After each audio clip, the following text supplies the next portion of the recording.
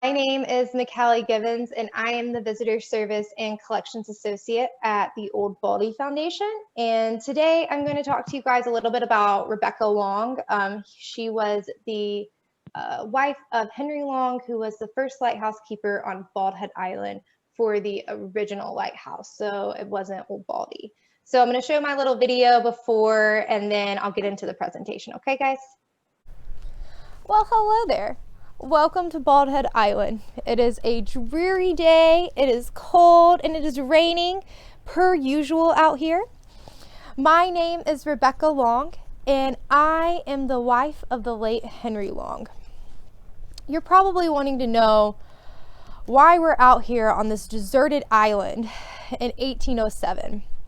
Well, my husband became the first lighthouse keeper for the first lighthouse in North Carolina in 1795, and we moved out here full time to tend to the light. We weren't always alone. We had slaves, and at one point we had an indentured servant, but she did run away a few years ago. And from time to time, our dear children would come out here and stay with us. Our days were filled with so much work tending to that light. You could say I became my husband's unofficial assistant lighthouse keeper. We would climb the stairs multiple times a day, carrying up whale oil, turning the light on, lighting the light. We had pan lamps, and they would shine for 12 hours, but they did have some problems. It made it very stuffy up there. And don't even get me started on the grease that we had to clean off the glass so the lights could shine bright through these foggy days. It was exhausting. Barely had time to tend to my house. That's why we needed help. You're probably wondering why I'm here without my husband. Well, he died a few months ago. You see, on October 6th, 1806, he was shot and killed by our dear son-in-law, Joseph Swain. You see, Joseph had come out here to live with us for a little bit, and he decided one afternoon to go out hunting to try to get some meat for us. And he went out and sat in his post and waited, and later on my husband decided he would also go out hunting for the afternoon, but he went in the opposite direction. Well, Joseph, he didn't catch anything, so he decided he would just pack it up and try to go home. But as he was getting ready to pack up, he heard a noise, and he said, well, maybe I should wait a minute. So he did, and he kept hearing noise in this one direction and not wanting to come home without anything in hand. He decided to shoot at the direction of the noise, and he shot my husband in the stomach. Blood was everywhere. He died, and we had no help. It was heartbreaking. Well, I couldn't just leave. We had nobody to tend to the light. We couldn't leave the mariners out here, not knowing how to get back and forth to Wilmington. So I stayed behind, and I tended to the light, while the men just tried to figure out what to do next. So Timothy Bloodworth, the collectors of customs for the port of Wilmington, wrote to the Secretary of Treasury, Albert Gallatin, informing them of my husband's death and recommending me to take his position. It was an honor. You see, I have here some of the letters correspondence, and I'm going to read them to you. Gallatin responded to Bloodworth on November 10th, 1806, saying, your letter on the 27th has been duly received. You are authorized to cause the necessary repairs to be made to the lantern of the lighthouse. Whether the president will appoint the widow of the late keeper of the Cape Fear Lighthouse, I have not yet ascertained. But it will be necessary that we should learn her Christian name, and also transmit the other recommendations with your opinion thereon, in order that he may select the most proper person. Well, Bloodworth drug his feet, and in the meantime, John Walker, a Wilmingtonian, and 11 other men decided they would just write to President Thomas Jefferson himself. So on December 31st, They wrote, "Sir, we, the subscribers, residents, citizens in the district and town of Wilmington, being informed that Cedric Spring wishes to be a keeper of the lighthouse on Bald Head Island, provided it should be thought that the widow of the late Henry Long, inadequate to the safekeeping thereof, beg leave hereby to recommend the said Cedric Springs as a fit and proper person to take charge and keep the said light." They go on to describe what Cedric Springs has done in Wilmington and all of the great work he has done so far. Well, Bloodworth decided he would finally respond on January 1st to Gallatin, saying, "In answer to your honored favor of the 10th of November last, I have to inform the Christian name of the widow of Henry Long, late keeper of the lighthouse, is Rebecca. Several others had applied to me for the appointment, and I have waited some time to give the opportunity to send in the recommendations for the application. None have yet been handed in, but the one hereof sent, and I am fully in the knowledge of the truth of the said recommendation. Should the widow be thought unfit, I believe him to be the most proper person that has yet applied for that appointment." They're probably talking about Cedric Springs. Well, President Jefferson made his decision and wrote to Gallatin on January 13th saying, "The appointment of a woman to the office is an innovation for which the public is not prepared, nor am I. Shall we appoint Springs or wait the further recommendations spoken of by Bloodworth?" Well, the president had spoken, and Gallatin replied to Bloodworth on January 15th saying, "Your letter on the 1st has been received. The President of the United States has appointed Cedric Springs to be the keeper at the Cape Fear Lighthouse, of which you will be pleased to give him notice." So I stayed here until Springs could make his way over, because we need no more deaths on our hands. We can't lose any more mariners out here.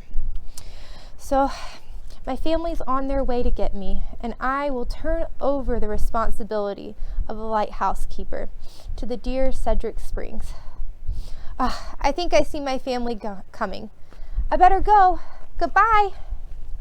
Rebecca Long and everything. Let's see if we get this going. So before I go too much into detail about Rebecca, let me just give you a brief information about Henry Long. Travis, my coworker, did a really great video a few months ago for Southport Historical Society about the lighthouse keepers and talked about Henry Long. So you can definitely check out that video for more information. The short version of it is that he is a German immigrant who came to the New World with his family in 1753, and they settled in Maine. A lot of people have speculated on how Henry made his way down here. Really, it's around the idea that he came with other Germans to seek a better life in the Moravian settlement in North Carolina, and they stopped in the Cape Fear region, and Henry just chose to stay.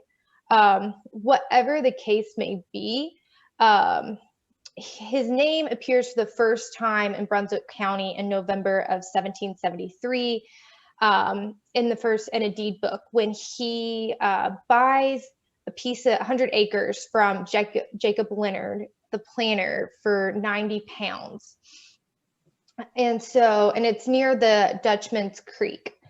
We also know that he acquired more land in December of 1793 when lots were drawn by ballot, and he ended up getting 5 lots in Smithville.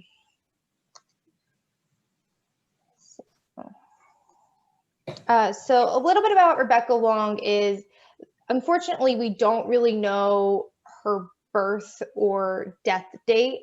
We don't have a primary source for that information. Some people have speculated that she was born in 1734, and others have said 1755. 1755 would make more sense because if you think about her, how old she would have been in 1806, she'd be really old for anybody to recommend them to continue taking care of the light. So the 1755 makes a little bit more sense age-wise. and most people agree she passed away in 1815. Additionally, there's no marriage records to date, but they did have 5 children. And we know that they had their first child, Rebecca, in 1775. So they obviously had to get married around a few years around that time. So a lot of people have speculated as well about Henry's involvement in the American Revolution. He could have been involved. He probably would have been involved more on a local level because Rebecca went on to have a couple more children during the American Revolution. So it would have made sense that he probably would have either gone for a short period of time or been more involved locally. So we do have a little bit of census information about the family. And this is the 1790 census. And they are right here. I don't know if you can see my movement. But so it just mentions that there are 3 free white females, 1 male under the age of 16, and 1 male over the age of 16. And additionally, there was 1 enslaved person. So 1790 census was very brief, generic, and as the decades went on, they would go on to add more information, make it more detailed, add the family names, add the wives' names. But this first one, they were very, very generic. I think I went too far. Nope, that was good. So like I said at the beginning, Henry Long was the first lighthouse keeper for the original lighthouse on Bald Head Island. And this construction started by North Carolina, but it finished by the federal government. They took over all the construction of building a lighthouse and made it a federal position. And this is an pen and ink drawing that we actually have in our collection. And it's really one of the few known depictions of the original lighthouse. And when we get finished today, I will show you guys the picture. So it is the first lighthouse in North Carolina, and it was constructed by Abishai Woodward. And it was deconstructed in 1813 due to encroaching shorelines. And Travis talks a lot more about this in the development of the 3 lighthouses on Bald Head Island in his video. So I didn't really spend too much time on it because it doesn't really have too much to do with Rebecca per se. So like I said, the lighthouse was finished in late 1794. And it was illuminated on December 23rd. And there's some documents to show that Henry was put as like a temporary lighthouse keeper on December 20th to make sure there was somebody out here. But he didn't get his official appointment to lighthouse keeper till January of 1795. And this is a letter from the National Archives that we have a great photograph of, talking about Henry Long becoming that lighthouse keeper on Bald Head Island. So I really like this photograph that we are able to have. So a little bit about the lantern. I know you guys, some people were asking a little bit about like what all it took to get up and down and the work that needed to get done. So this is the sketch of the Birdcage Lantern. It was forged by Samuel Wheeler in Philadelphia. And it came down here in boxes and they put it on the top of the lighthouse. There was a lot of work that went into getting this finished, and there was some dragging of feet. But it made its way down here and the lighthouse was lit by Christmas. So Henry and his wife and their help tended to this light, and they used whale oil and they filled pan lamps and they would hang from chains from the dome of the lantern. So it's really cool because you could put a lot of I guess like wicks on there to hang at a time. So I was learning about this, getting ready for this week. A pan lamp was a type of what they call a spider lamp, and it replaced other earlier oil lamps in some of the lighthouses. The U.S. Lighthouse Society has like really great diagrams of explaining the evolution of lamps for the lighthouse, and it was really cool to read up on that. So what was cool about the pan lamps is that they would shine for a longer period of time, for 12 hours or more, so you wouldn't have to go up and down as much to make sure it was lit or relighted on a more regular basis. The downside to these lamps is their relatively low light output. It's massive consumption of oil, meaning that they would have to carry a lot more up the stairs. And it produced a considerable amount of smoke and fumes. This made it at times intolerable to be in there, and the smudges on the glass storm panes required constant cleaning. So you can rest assured Henry had Rebecca or some other help having to help out, because there was a lot of work to do on this lighthouse. And they were the only people out here. Henry was in his 50s when he was appointed the lighthouse keeper, and Rebecca was, middle-aged as well. So, it has to get tiring to only to do this 365 days a year and not get an off day and not have an assistant. Nobody works a full 365 days a year. So you can rest assured that Rebecca was helping out in some capacity. So the 1880 census shows that there's a male over 45, which is obviously Henry, a female over 45, which would have been Rebecca, a male between the ages of 16 and 26, and then 2 females between the ages of 16, 20, and 26.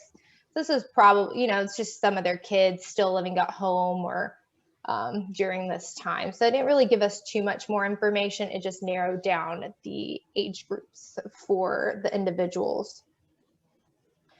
But what's really cool is Rebecca and Henry really held, I guess, really high positions in town. So when George Washington died, they held like local ceremonies and funerals for him. And both of their names are listed to be mourners for this event that went on. And they were considered distinguished mourners. What I find interesting is Rebecca Long is the only one of 2 females that is mentioned in the newspaper clipping. The other one is Galloway.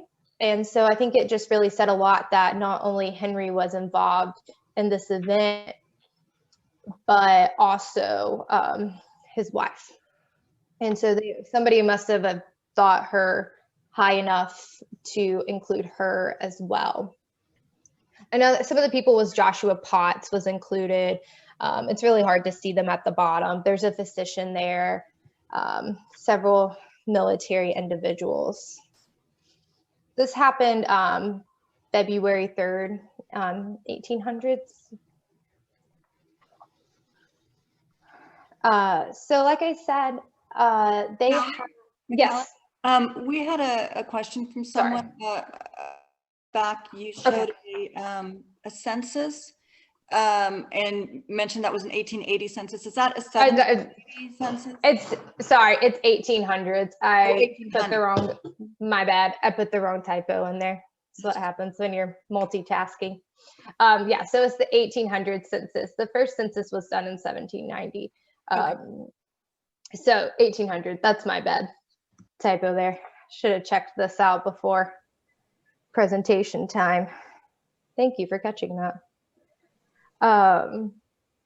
So like I said, Henry and Rebecca couldn't have done this on their own. They definitely had help out here. How much help? We may never know.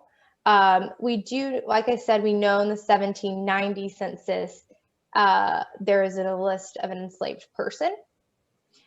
This is a newspaper clipping from 1803 where Rebecca is advertising that her indentured servant named Elizabeth Clary was about 14 years old, and she had run away after stealing $100 with a girl who was identified as African American, and she offered a $5 reward for their capture. And another source, when I was getting ready for this, mentioned that it was reported in the Brunswick County deed books that Dennis Hankins sold one enslaved person by the name of DeBoot for $350 to Henry Long. I don't know when this transaction occurred. The deed books don't go back that far online, so that'd be something, you know, post-pandemic, be really great to get into and get to see. I know there's several things I want to check out in the Brunswick County deed books.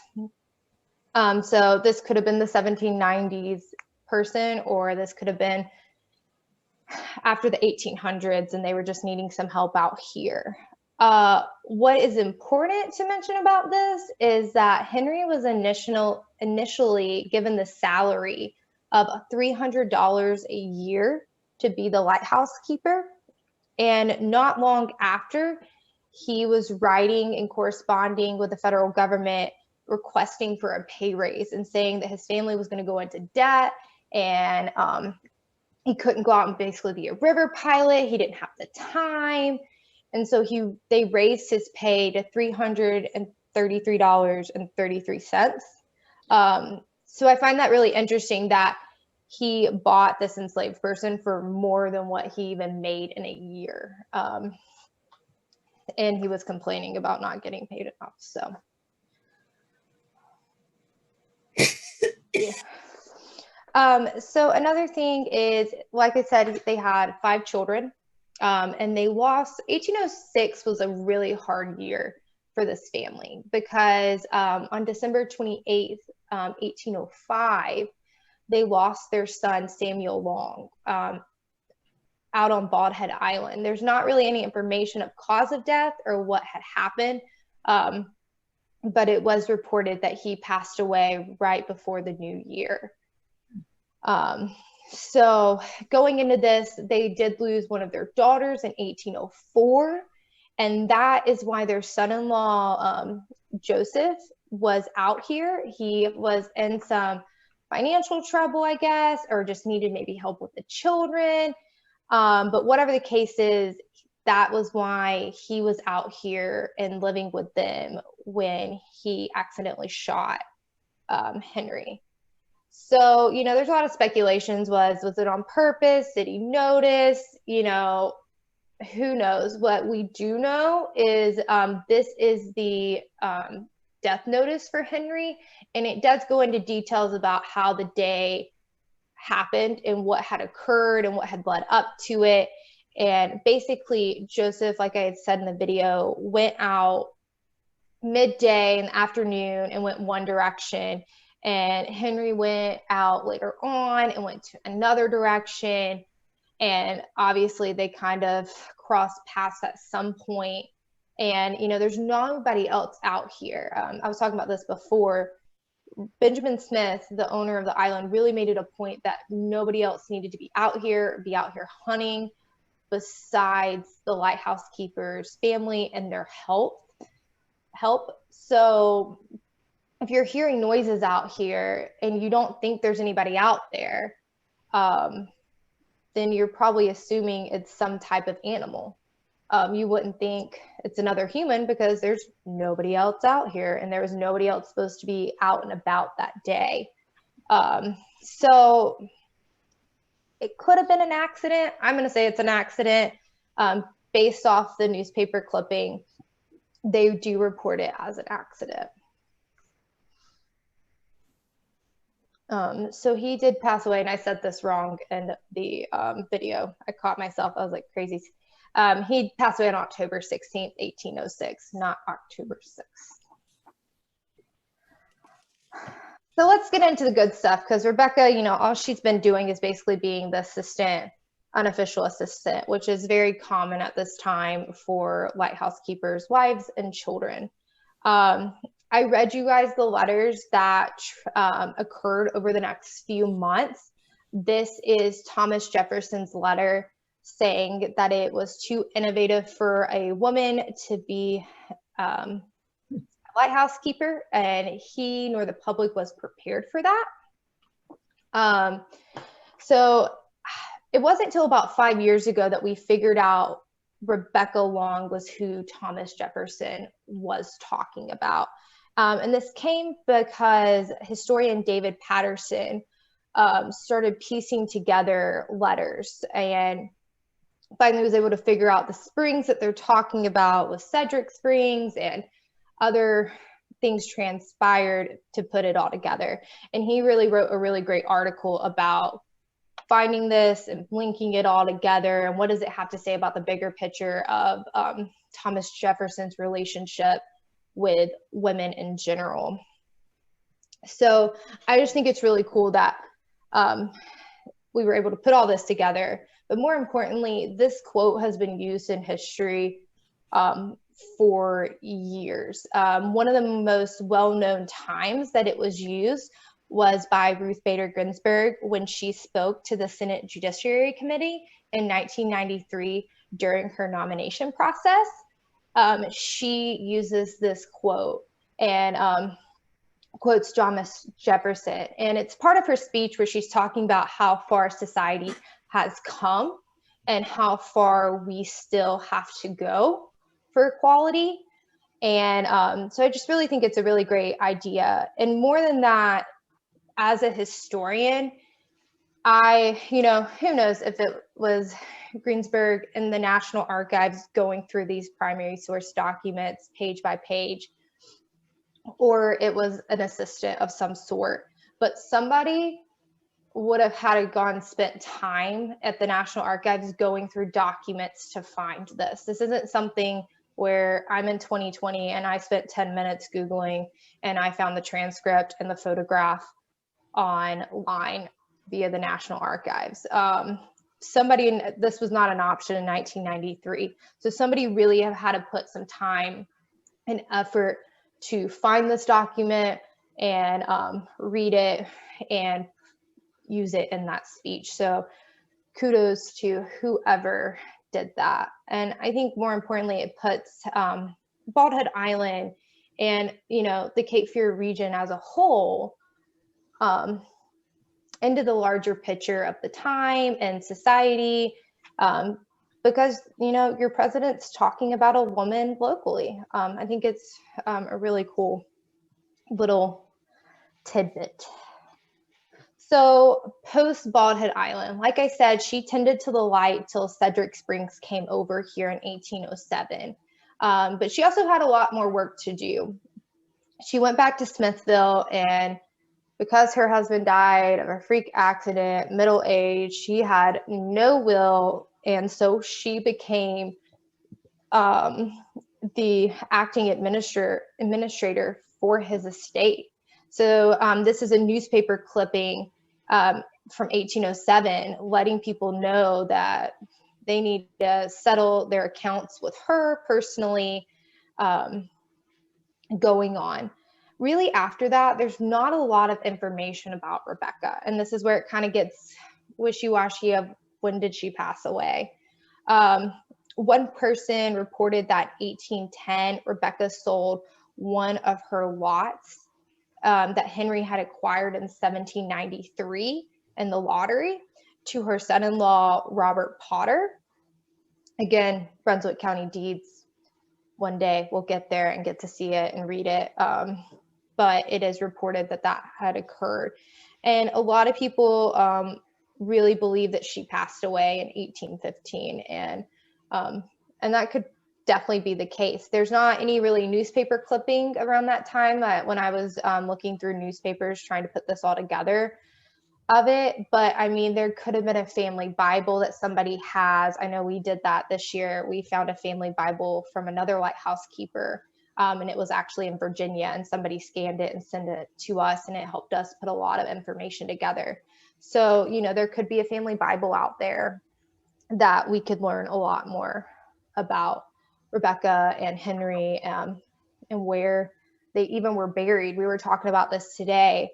The Rebecca and Henry Long that are in the Smithville burying grounds are not these two individuals. It's their children.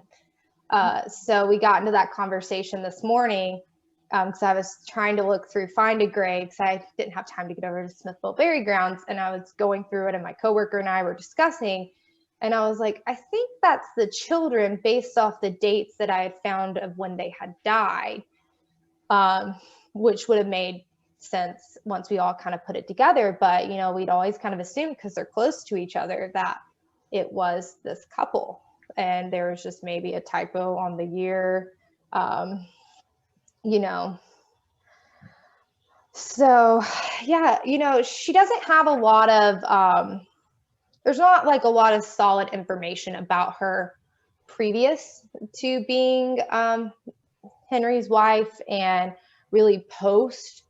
But her time as Henry's wife while they were being the lighthouse keepers was really important, and it really kind of set this foundation for lighthouse keepers women in the future.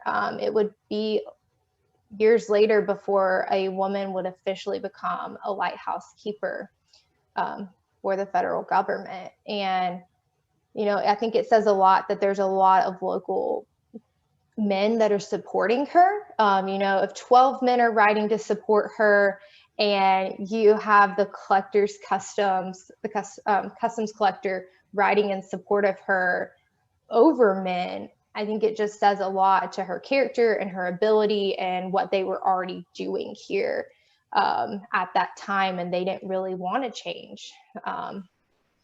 So it's pretty much like what I have to say. I mean, I'm real free to answer any questions. These are just a couple of the sources I use. Kevin Duffus just did an article about them.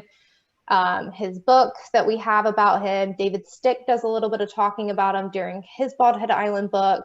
Southport Historical Society has great files. I have used them all year, and they're all online and they're free, and it's great. And so they do have a people's file on Henry Long, and that's where I was able to draw a lot of that information about the deed books, going down to what deed book, what page number it would be.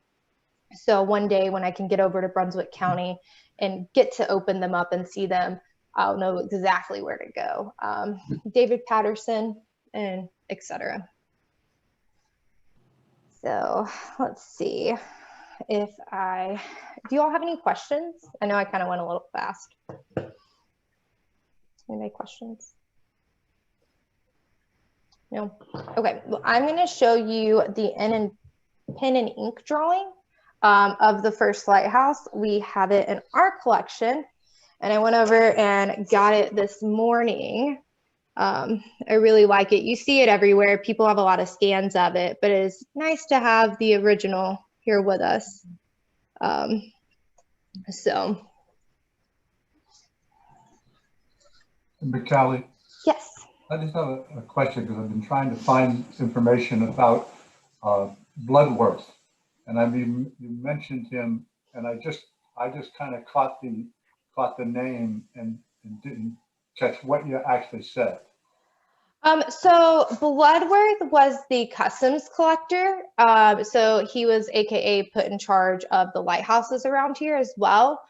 He has, in the National Archives, there's online, they have Founding Fathers documents. So somebody's gone in and transcribed all these Founding Fathers documents. So you don't even have to read the old stuff. It's really great. And you can look him up, and like Bloodworth is one of the names that is in there, and you can read his correspondence with other individuals locally, federal level, etc. And so there's a lot of good information on there that you can find, as well as just going through the National Archives as well. He defeated Smith in an election. Yes. Yeah. Yes, he very involved around here. Callie, so has there ever been then an official woman lightkeeper on Bald Head? And do you know if there's ever been, I mean, has there been an official lighthouse keeper? There's the- not on the Atlantic? there's not been one on Bald Head. So Francis Morris took over after his father, and that would have been Old Baldy around the 1850s time. And so 1852 was like the first lighthouse report where they had to go out and look at all the lighthouses, assess them, all of this. And so in 1852, they came out to Bald Head Island. And when they're writing about Francis, it specifically says he's not around. His family's basically tending to the light. His enslaved person is probably really the one that's doing a lot of the work, but his wife is the one kind of overseeing it. So he's gone. He's a river pilot, and he really just took the job because his father was the lighthouse keeper before him. So his wife could have been really involved here, and I cannot remember her name off the top of my head. But I think she probably, out of most of them, when I was doing the research this past year, I started a lot of different projects during COVID, and one of them was trying to create ancestry trees for starting with the Old Baldy Lighthouse and trying to create a tree for all of them. And I have to say, I think she would have been the most involved of all of the wives out here, because at Cape Fear, they had a full-time or a head lighthouse keeper and 2 assistant lighthouse keepers. So they didn't really need their partners at that point to help out, because there's 3 men there all the time and getting paid for this. So it would really be more at the First Lighthouse or at Old Baldy, where family members and others would need a help. So yeah.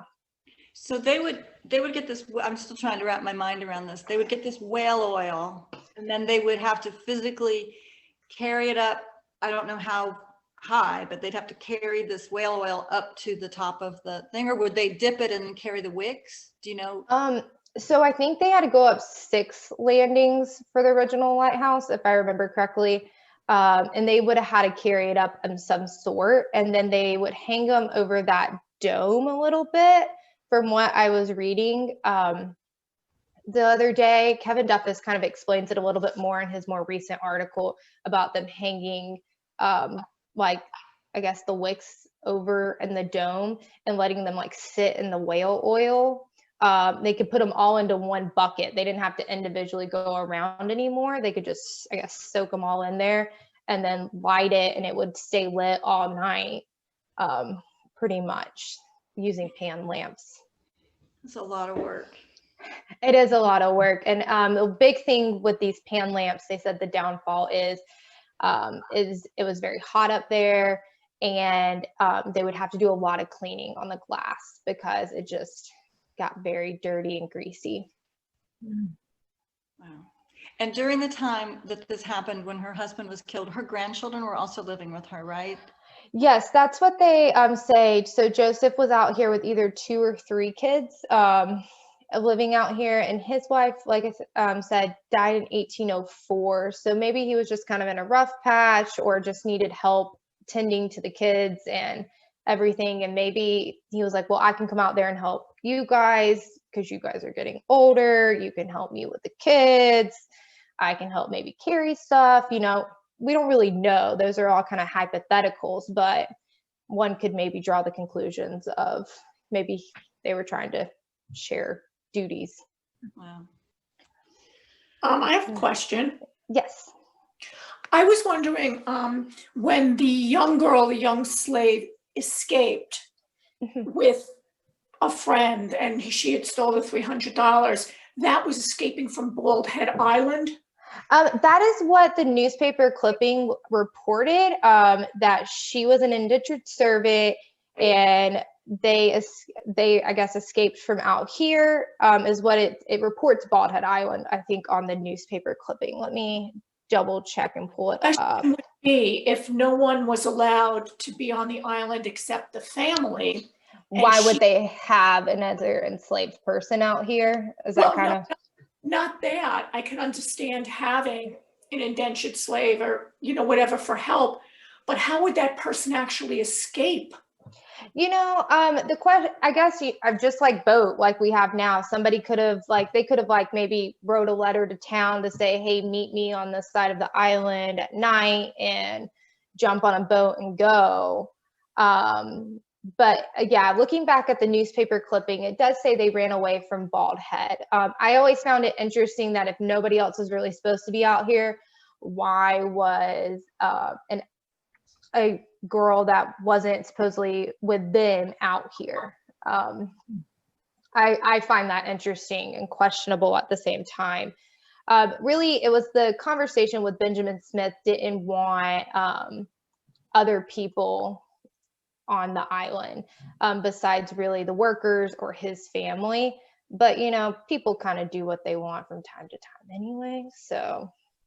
Well, and I mean, boats had to come to the island or to deliver the whale oil and other supplies, I would assume. So, and if they stole $100, they probably bribed somebody to, that was probably their money to use to escape and get started, I would think.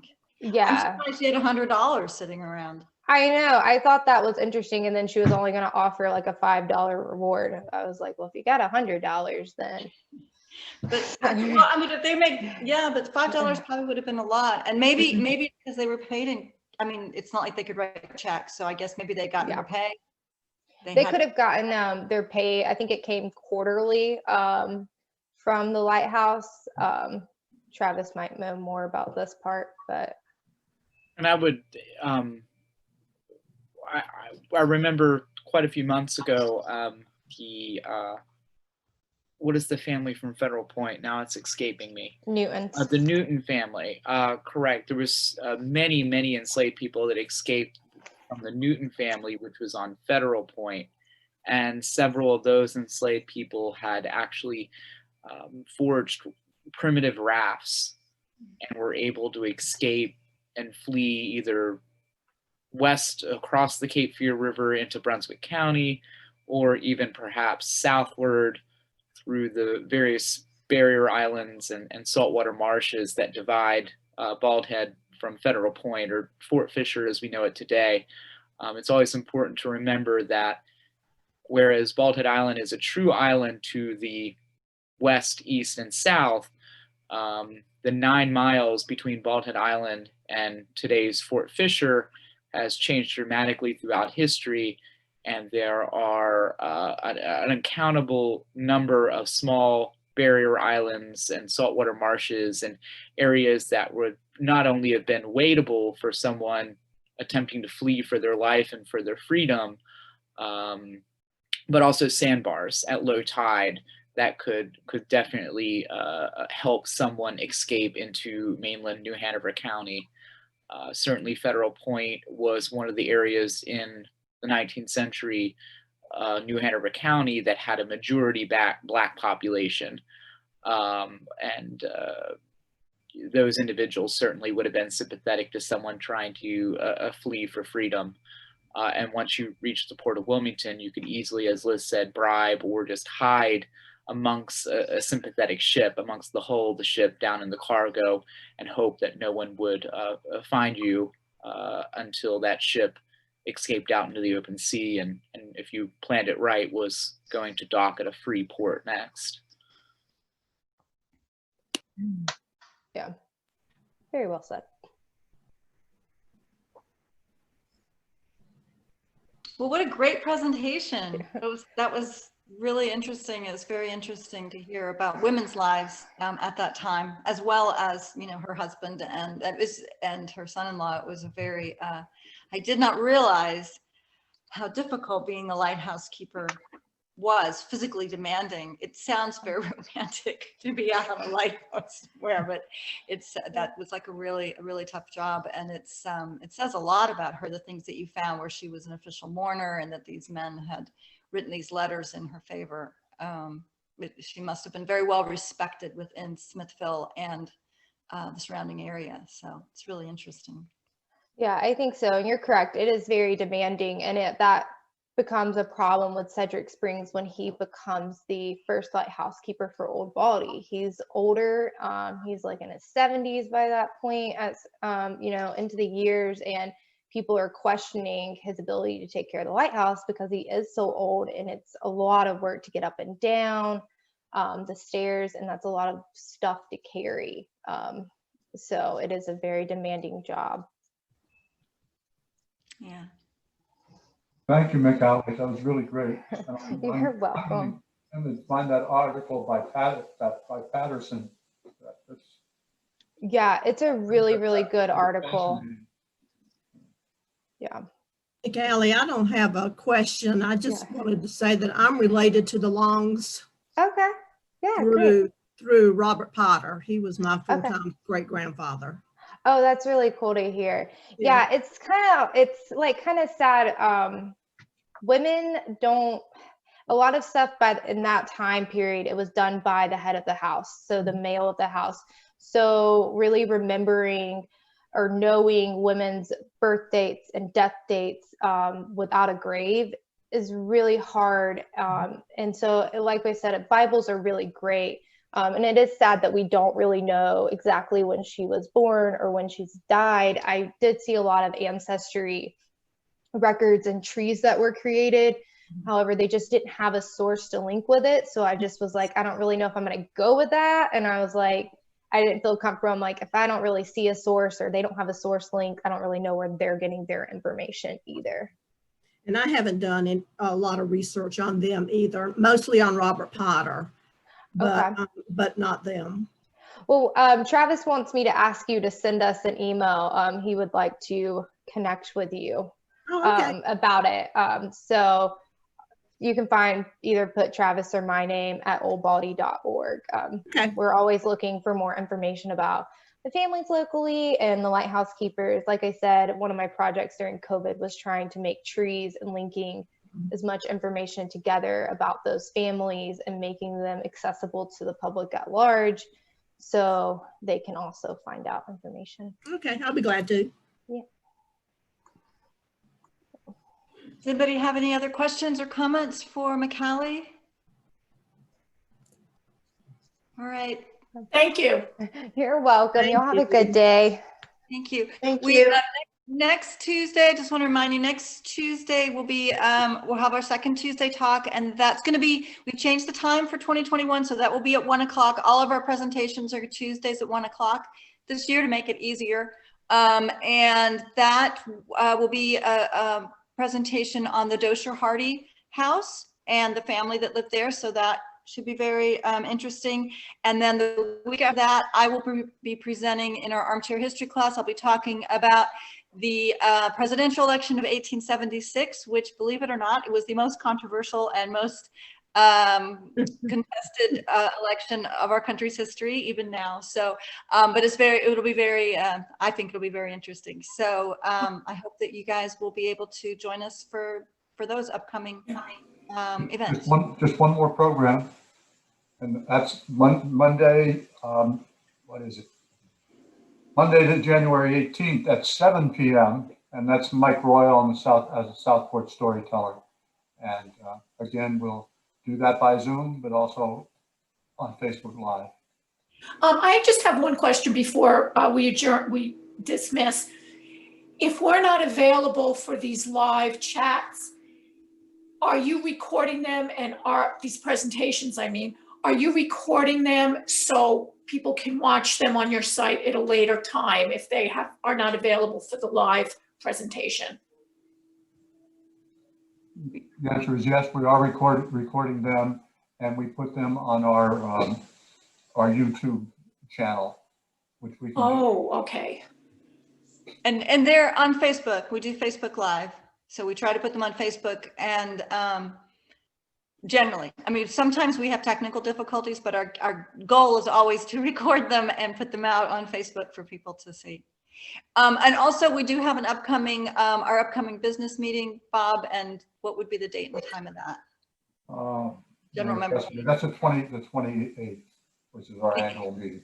At 6:30 p.m. Thursday, the 28th. Okay. I think that's everything. There's lots going on, so we hope you can join us.